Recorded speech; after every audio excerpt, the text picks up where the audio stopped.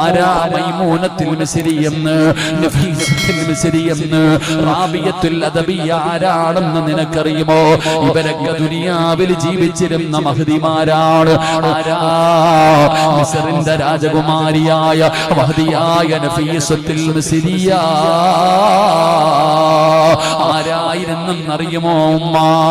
പഠിക്കണം പെങ്ങള്. നഫീസത്തുൽ മിസ്രി ആരാണെന്ന് പഠിക്കണം. ആരാണ് നഫീസത്തുൽ മിസ്രി എന്നറിയുമോ? നിന്നെ പോലെ വികാരമുള്ള വിചാരമുള്ള പച്ചയിറച്ചിയുള്ള നിന്നെ കാണാ സുന്ദരിയായ നഫീസ ഒരു ദിവസം ഒരു പ്രഭാഷണം കേട്ടുകൊണ്ടിരിക്കുകയാണ്. അപ്പോഴാണ് ഉസ്താദ് ഖുർആൻ ഓതുന്നത്. അൽഹാകുമുത്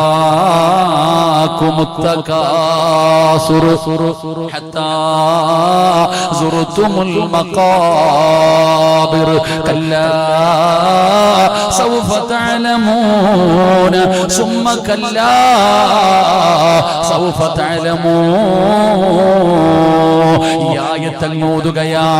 മരണത്തിനു ശേഷമുള്ള ജീവിതത്തെ കുറിച്ച് ഖബറിനെ കുറിച്ച് പറയുന്ന ആയത്ത് കേട്ടപ്പോ നഫീസത്തുൽ മിസ്രിയ ബോധം കെട്ട് താഴെ വീഴുകയാണ്. വഅദ് കേൾക്കാമെന്നവര് മുഴുവനും എഴുന്നേറ്റ് പോയി. അവസാനം നഫീസത്തുൽ മിസ്രിയ റളിയല്ലാഹു തആല അവിടുന്ന് ബോധം വന്നപ്പോ തന്റെ വീട്ടിലേക്ക് ഓടുകയാണ്. തന്റെ വീട്ടിലേക്ക് ഓടുകയാണ്. ഖബറിനെ കുറിച്ച് പറയുന്നത് കേട്ടപ്പോ തന്റെ വീട്ടിലേക്ക് കടന്നു ചെന്നിട്ട് മണ്ണ് കുടിക്കുന്ന ആയുധം എടുത്തുകൊണ്ട് വന്ന് നിസ്കരിക്കുന്ന സ്ഥലത്തന്നെ ഖബർ കുടിക്കുകയാ. നീ ജീവിതത്തിൽ ഒരിക്കലെങ്കിലും ഖബർ കണ്ടിട്ടുണ്ടോ പെങ്ങള്?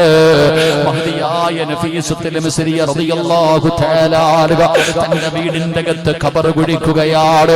പകല് മുഴുവനും നോമ്പാണ്. രാത്രിയിലാണ് ഖബർ കുടിക്കുന്നത്. ആരും അറിയാതെ ഖബർ ഇങ്ങനെ കുടിക്കുകയാണ്. നഫീസത്തുൽ മിസ്രിയുടെ കണ്ണുനീരിങ്ങനെ വീണ ഖബറിലെ മണ്ണ് പോലും നനയുകയാണ്. പടച്ചവരെ അങ്ങനെ ഖബർ കുടിച്ചു. ഖബറിന്റെ പണി കഴിഞ്ഞപ്പോ ഓടിച്ചെന്ന് ഒതുപെടുത്തിട്ട് നഫീസത്തുൽ മിസ്രിയ റളിയല്ലാഹു തആല ഖബറിനകത്തിറങ്ങിയിരുന്ന് നിസ്കരിക്കുകയാ. 10,000 റക്അത്തോളം ഖബറിനകത്തിരുന്ന് നിസ്കരിച്ച മഹദിയാ അല്ലാഹുവിന്റെ ഖുർആൻ എടുത്തുകൊണ്ട് ഖബറിനകത്തിറങ്ങുകയാണ്.